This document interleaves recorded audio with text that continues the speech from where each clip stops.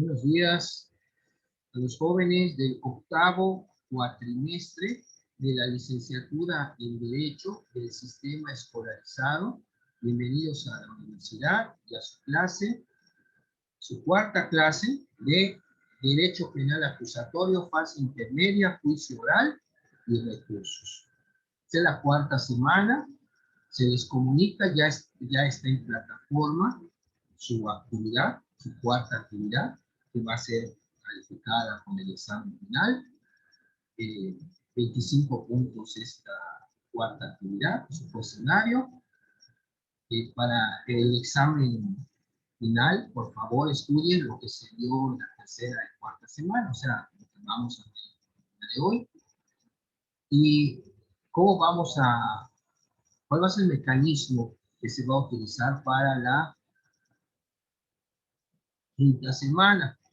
Ustedes deben presentar su examen final el 17 de marzo, después de clase.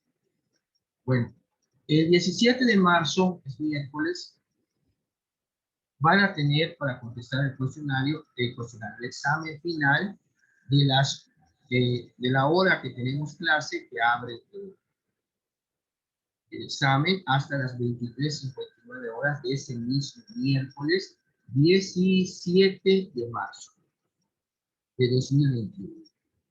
La quinta actividad, va a estar abierta desde un día antes, o sea, desde el martes van a poder ustedes contestar su quinta actividad. Van a tener martes y el miércoles, porque la actividad también cierra a las 23:59 horas del miércoles. Para que no se les junte, pueden contestar su actividad desde el martes, para que el miércoles solo sea el examen. Acuérdense que las dos actividades a 25 puntos cada una son 50 puntos. Y el examen 50 es el 100% de la calificación. Para que lo tengan en cuenta, esta semana pues estamos hablando, de aquí al viernes tendrían su actividad, o sea, su cuarto cuestionario. Ya a partir del martes ya va a estar su cuestionario, su quinto cuestionario disponible. Y el miércoles que tengamos nuestra quinta y última clase del módulo, pues también van a tener su examen. Pero todavía les queda tiempo a los que no han podido contestar su quinta actividad, porque ya el miércoles, pasado la medianoche, ya deben tener su calificación global de sus dos actividades y su examen final, para que coordinación pueda llevar a cabo los trámites académicos respecto a las calificaciones que están en plataforma. ¿Alguna pregunta, Diego y Cristina, respecto a este mecanismo? Está bien claro. Está bien clara la evaluación. Entonces, no, profe, todo bien. Entonces vamos a dar inicio a la clase de hoy miércoles. Ya estamos día 10 de marzo de 2021. Las novedades de esta semana, pues siguen llegando las vacunas para aplicarlas a las personas de tercera edad. Fallecieron dos personajes de la farándula, Cepillín, y al día siguiente falleció don Gisela Vega. Actuó en no te recordarán, en el Herodes, la señora que tenía las casecitas, que es el de Gisela Vega. Y bueno, ya fallecieron. La señora José tenía más de 80 años. Y seguimos, pues el mundo sigue girando, jóvenes, nosotros debemos tomar y mostrar las cosas, pues hay que seguir cuidando. Hay que adaptarnos con todos los cuidados posibles. Bueno, pues vamos a continuar con lo que es la etapa del juicio oral. Vimos la clase pasada una introducción a lo que es el juicio oral, cómo cerraba prácticamente la etapa intermedia y el auto de apertura juicio oral. Se cerraba la audiencia, se cerraba la etapa intermedia y se abría la etapa de juicio oral. Vimos que son los alegatos de apertura, incluso hasta un ejemplo. Vimos también la parte de modalidad de la captura, el interrogatorio, el contrainterrogatorio y el recontrainterrogatorio. Vimos también las preguntas que se pueden formular y cuáles no. Vimos lo que es la objeción, cuándo se debe formular la objeción, pues antes de que conteste el testigo. Y ahí mismo el juez integrante del tribunal de enjuiciamiento va a resolver. Bueno, vamos a ver, ya vimos lo que es la prueba testimonial, vamos a ver lo que es la prueba judicial. Nos lo señala claramente el artículo 368 del Código Nacional, que nos dice que podrá ofrecerse esta prueba, la prueba pericial, cuando para el examen de personas, hechos, objetos o circunstancias relevantes para el proceso, fuere necesario o conveniente poseer conocimientos especiales en alguna ciencia, arte, técnica o oficio. No basta, digo, cuando se refiere a ciencia, arte, técnica o algún oficio, es donde tiene que entrar el perito, es la prueba policial, pero se tiene un requisito esencial del perito, lo que señala el artículo 369, que dice, los peritos deberán poseer título oficial en la materia relativa al punto sobre el cual dictaminarán y no tener impedimentos para el ejercicio profesional, siempre que la ciencia, el arte, la técnica o el oficio sobre el que ejerce la pericia en cuestión esté reglamentada. En caso contrario, deberá designarse a una persona de idoneidad manifiesta y que preferentemente pertenezca a un gremio o a una agrupación relativa a la actividad sobre la que va a versar la pericia.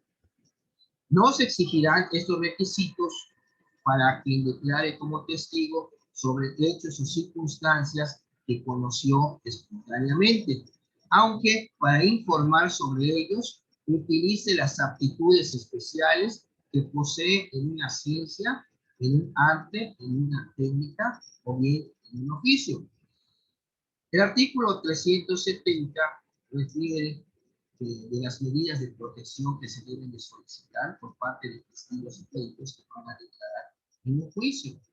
En caso necesario, los peritos y otros terceros que deban de intervenir en el procedimiento para efectos probatorios podrán pedir a la autoridad correspondiente que adopte medidas tendentes a que se les brinde protección prevista para los testigos en los términos de la legislación nacional. Fíjense ustedes, en 1996, cuando se creó la Ley Federal contra la Delincuencia Organizada, cuando ya estaba la figura del testigo protegido, realmente no había una protección como se debiera. Algunos de esos testigos protegidos, cuando empezó a combatirse la delincuencia organizada con esa ley, pues sí, sencillamente los mataron. Lo que se sabía era de que era testigo protegido, le daban de alta la PGR con un sueldo como un perito, que ganaba de una forma, pero no crean que iban a tener policía que estuviera a cargo con él o afuera de su casa, ¿no? Incluso hay peritos que, perdón, hay testigos protegidos que mataron en la calle, en un camión o bajaron en un camión, en su coche. Entonces, ¿dónde está la protección? Por eso ven que se genera mucha impunidad, porque cuando se tratan de casos delicados, como son los de la delincuencia organizada, nadie vio, nadie escuchó. Nadie tiene problemas, nadie quiere comprar la regla mejor. Y eso porque realmente no hay garantías, como menciona este artículo 370. Bueno, en la sección segunda habla sobre lo que vimos de lo que es el interrogatorio y el contrainterrogatorio. Si nos puede apoyar Diego con la lectura El artículo 371, por favor. Claro que sí. Sección segunda. Disposiciones generales del interrogatorio y contrainterrogatorio. Artículo 371. Declarantes en la audiencia de juicio. Antes de declarar, los testigos no podrán comunicarse entre sí, ni ver, oír o ser informados de lo que ocurre en la audiencia, por lo que permanecerán en una sala distinta a aquella en donde se desarrolle, advertidos de lo anterior por el juzgador que preside la audiencia. Serán llamados en el orden establecido. Esta disposición no aplica al acusado ni a la víctima, salvo cuando ésta deba declarar en juicio como testigo.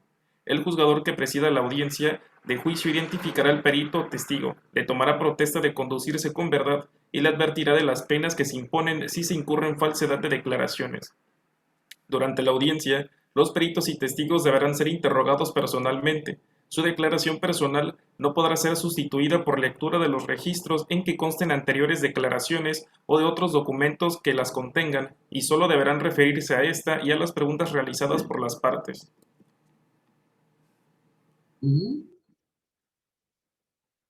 El artículo 372, por favor, Cristina.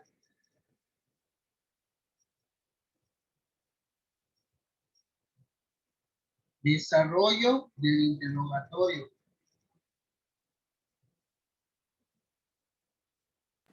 Puedo continuar en caso de que la compañera esté indispuesta. Bueno, por favor. Artículo 372.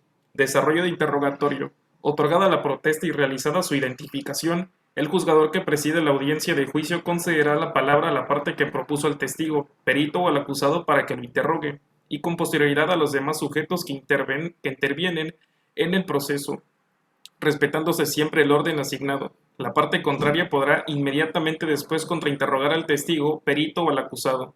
Los testigos, peritos o el acusado responderán directamente a las preguntas que les formule el Ministerio Público, el defensor o el asesor jurídico de la víctima en su caso.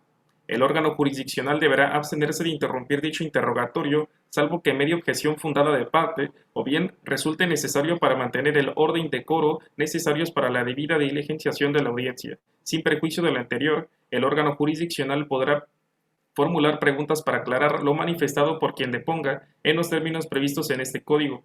A solicitud de alguna de las partes, el tribunal podrá autorizar un nuevo interrogatorio a los testigos que ya hayan declarado en la audiencia, siempre y cuando no hayan sido liberados. El perito se le podrá formular preguntas con el fin de proponerle hipótesis sobre la materia del dictamen pericial a las que el perito deberá responder atendiéndose a la ciencia, la profesión y los hechos hipotéticos propuestos.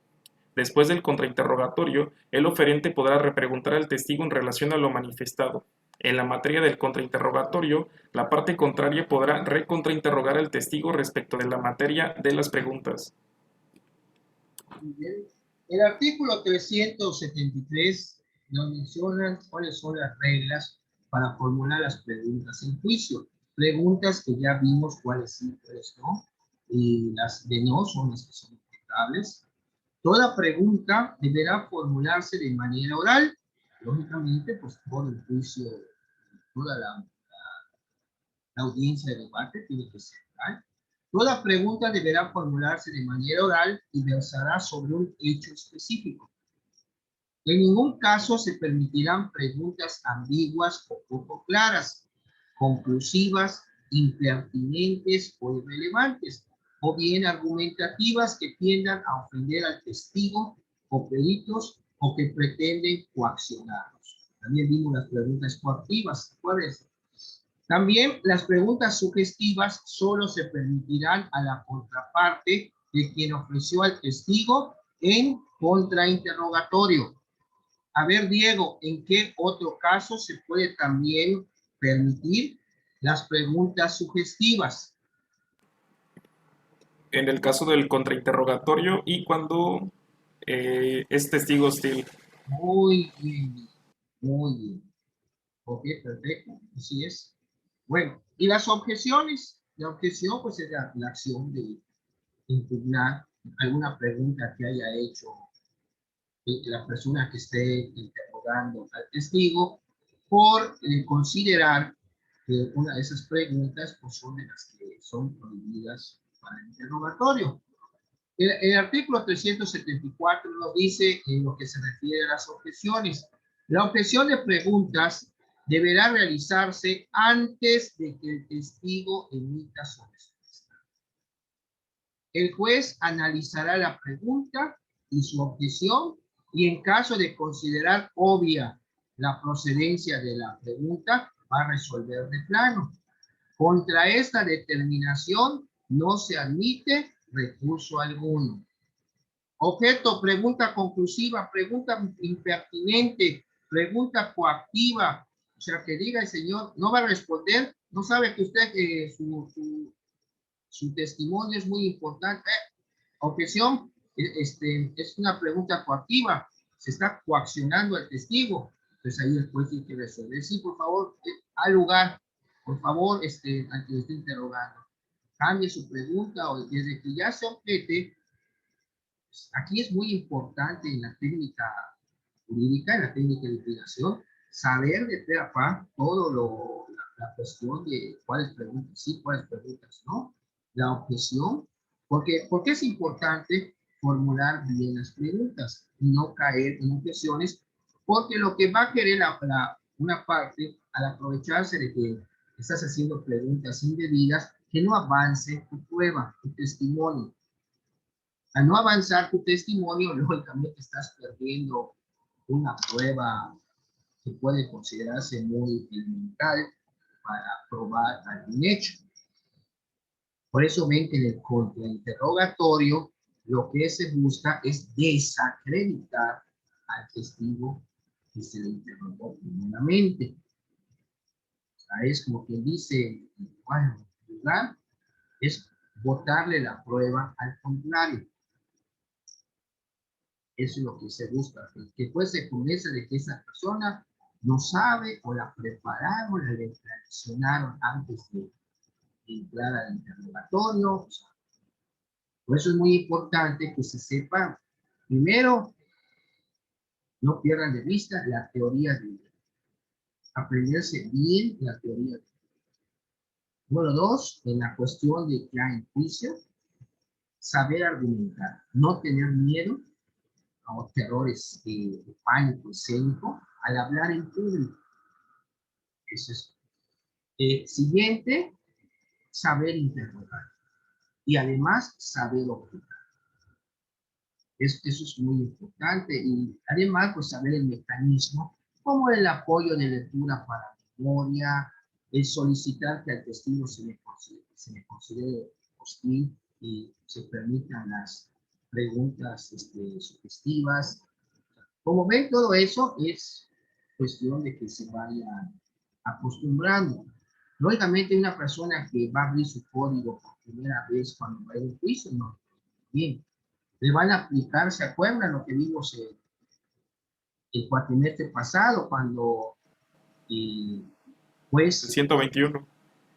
¿cómo se llama eso? La manifiesta y permanente incapacidad técnica del defensor. Cuando te puede mover el juez, le va a pedir al imputado o al acusado, ¿sabe qué? Nombre usted mejor y tiene su técnica para cambiarlo. Desde que lo diga el juez, pues lógicamente es algo bochornoso. Es como que dice un bufetón. Eso vas a hacer a convivir en el nivel profesional. O sea, entras a defender a una persona sin saber primero que dice el código nacional.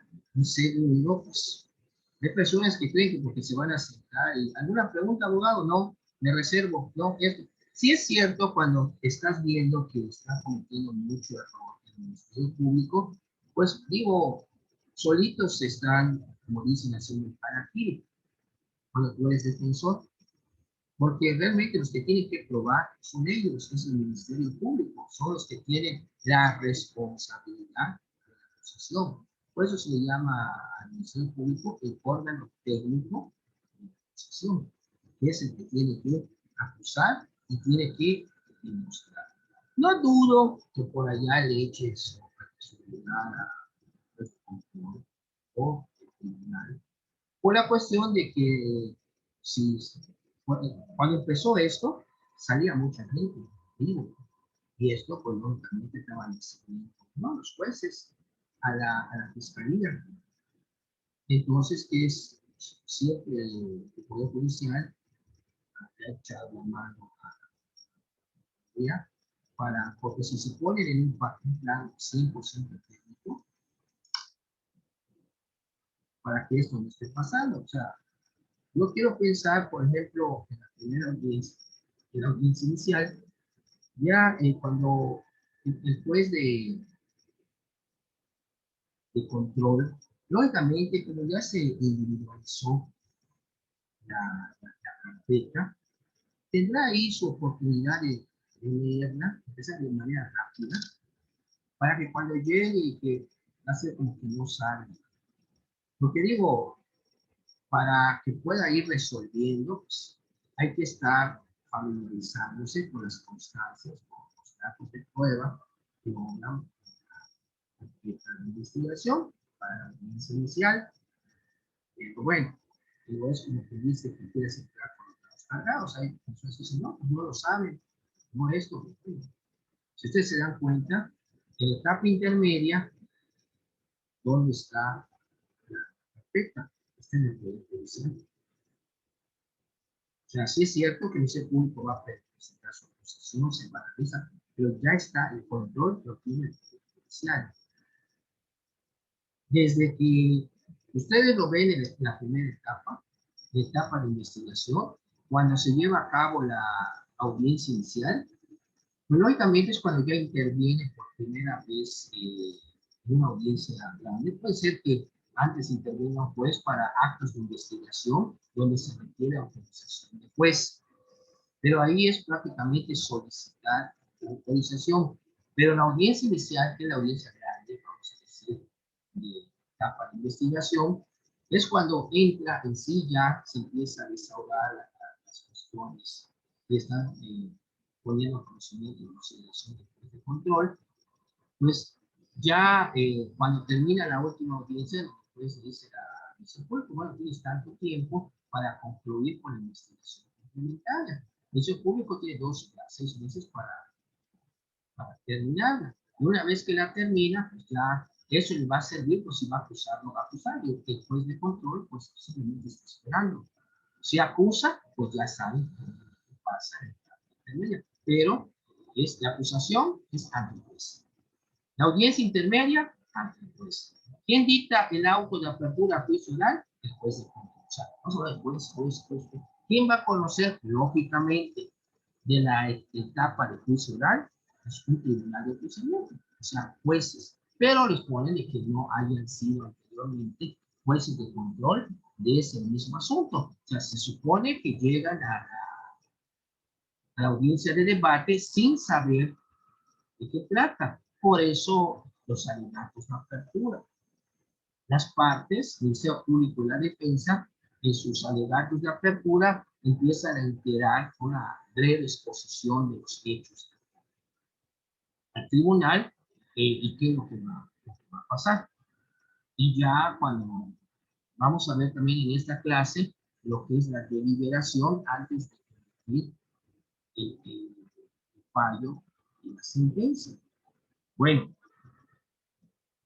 el artículo 375 era como lo que mencionaba Diego, el testigo hostil.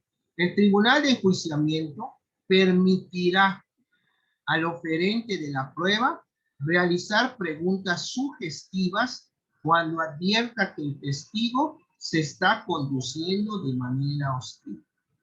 Hasta a veces grosero. Le van a llamar la atención. Pero bueno. El artículo 376 también es otra acción que se puede pedir al tribunal de enjuiciamiento, lectura para apoyo de memoria, o sea, para recordar algo, o para demostrar o superar contradicciones en la audiencia. El perito dice algo y el peritaje dice otra cosa. Solicito lectura para demostrar contradicciones en esta audiencia. A ver, El señor, en su peritaje, de obra en la hoja tal, mencionó que se basó en tal cosa. Y ahora el señor en el interrogatorio manifestó textualmente que se basó en esto. Entonces, si hay una contradicción, simple y sencillamente, pues, hacerla ver.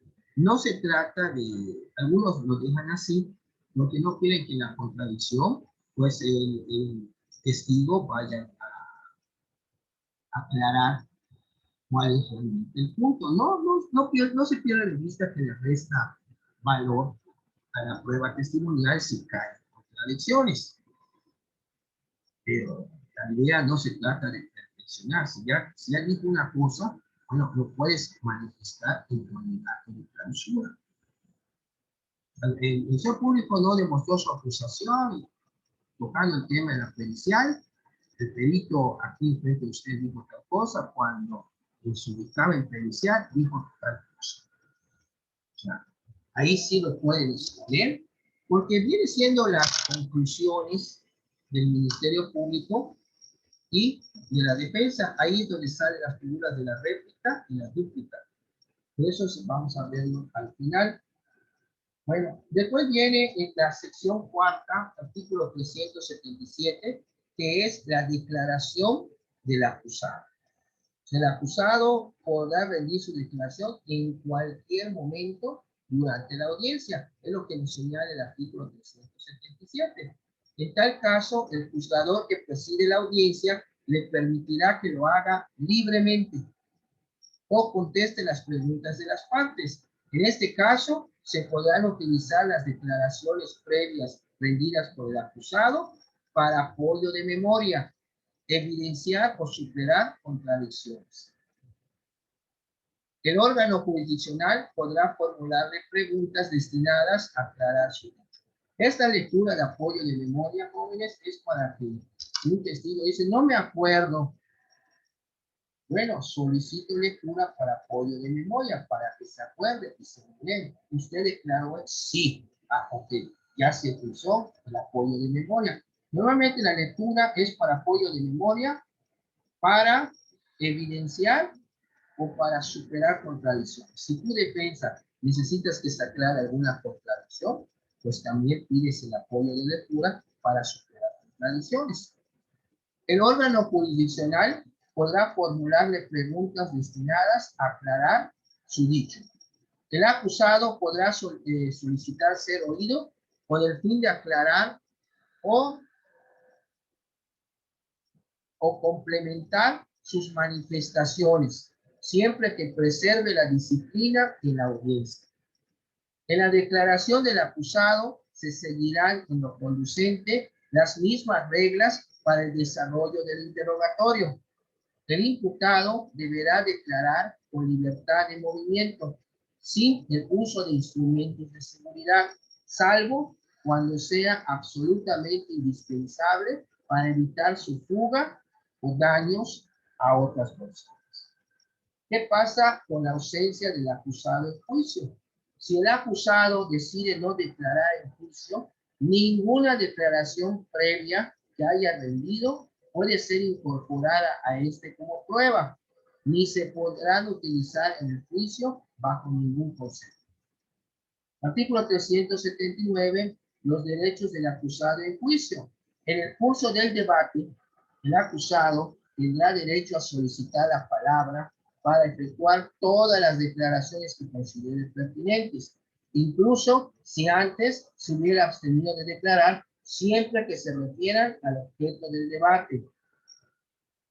El juzgador que presida la audiencia de juicio impedirá cualquier divagación y si el acusado persistiera en ese comportamiento, podrá ordenar que sea alejado de la audiencia.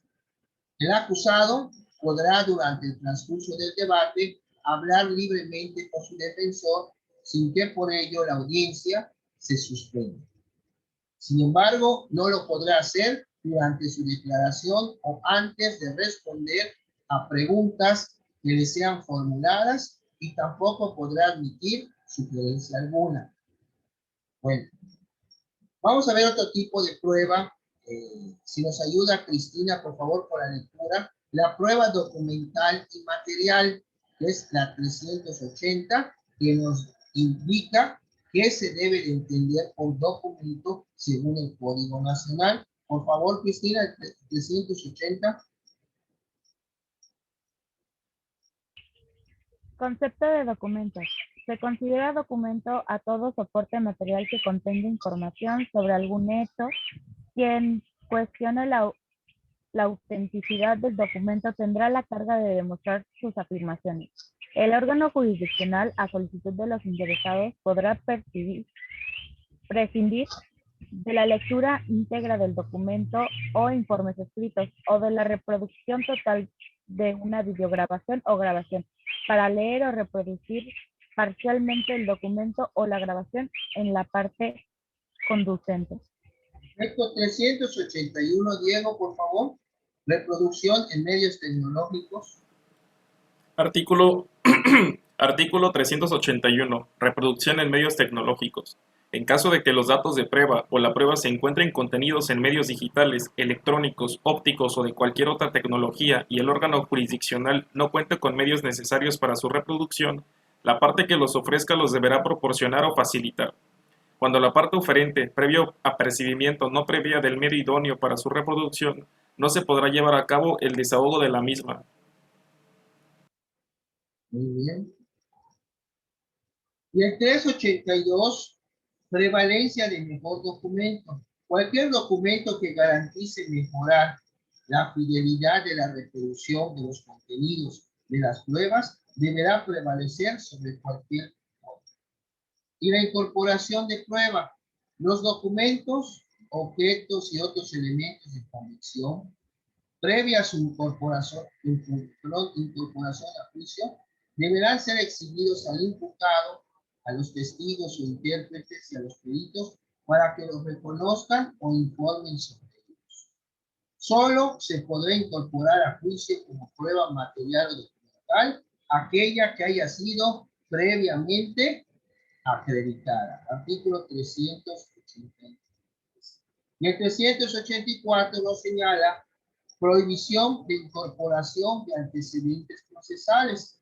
No se podrá invocar, dar lectura, ni admitir o desahogar como medio de prueba al debate ningún antecedente que tenga relación con la proposición, discusión, aceptación, procedencia, rechazo o revocación de una suspensión condicional del proceso, de un acuerdo reparatorio o la tramitación de un procedimiento abreviado.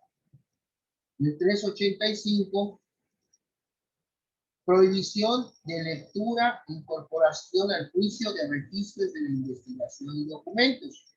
No se podrán incorporar o invocar como medios de prueba, ni dar lectura durante el debate a los registros y demás documentos que den cuenta de actuaciones realizadas por la policía o el Ministerio Público en la investigación, con excepción de los supuestos expresamente previstos en este punto. No se podrán incorporar como medio de prueba o dar lectura de actas o documentos que den cuenta de actuaciones declaradas nulas o en cuya obtención se hayan vulnerado derechos fundamentales. Y el 386 nos indica cuáles son esas excepciones para la incorporación por lectura de declaraciones anteriores. Y señala claramente que podrán incorporarse al juicio previa lectura o reproducción los registros en que consten anteriores declaraciones o informes de testigos, peritos o acusados únicamente en los siguientes casos. Primero, el testigo o el coimputado haya fallecido, presente un trastorno mental transitorio o bien permanente, o haya perdido la capacidad para declarar en juicio y por esa razón no hubiese sido posible solicitar su desahogo anticipado, o bien cuando la incomparecencia de los testigos, los peritos o los coimputados fuera atribuible al acusado. Cuando de estas circunstancias, dice, cualquiera de estas circunstancias deberá ser debidamente acreditada. Y el 387, incorporación de prueba material o documental previamente admitida.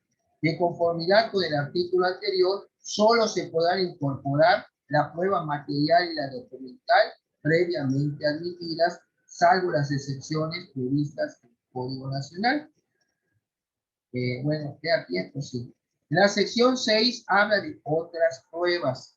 Ya vimos pues, que la pericial, la documental o material, la testimonial. Bueno, hay otras pruebas, además de las no previstas en este código, podrán utilizarse otras pruebas cuando no afecten los derechos fundamentales. ¿Y qué pasa cuando el tribunal de enjuiciamiento se constituye en un lugar distinto al que le corresponde? Cuando así se hubiere solicitado por las partes para la adecuada apreciación de determinadas circunstancias relevantes del caso, el tribunal de enjuiciamiento podrá constituirse en un lugar distinto a la sala de audiencias. Y medios de prueba nueva y de refutación. El tribunal de enjuiciamiento podrá ordenar la recepción de medios de prueba nueva, ya sea sobre hechos supervenientes o de los que no fueron ofrecidos oportunamente por alguna de las partes, siempre que se justifique no haber conocido previamente de su existencia. Si con ocasión de la rendición de un medio de prueba sugiere una controversia relacionada exclusivamente con su veracidad, autenticidad o integridad, el tribunal de enjuiciamiento podrá admitir y desahogar nuevos medios de prueba, aunque ellos no hubieran sido ofrecidos oportunamente, siempre que no hubiera sido posible prever su necesidad. Cuando regresemos, jóvenes, después del corte, nos volvemos a conectar y continuamos con la clase de hoy, miércoles 10 de marzo de 2021. Gracias. Claro, profesor. Claro.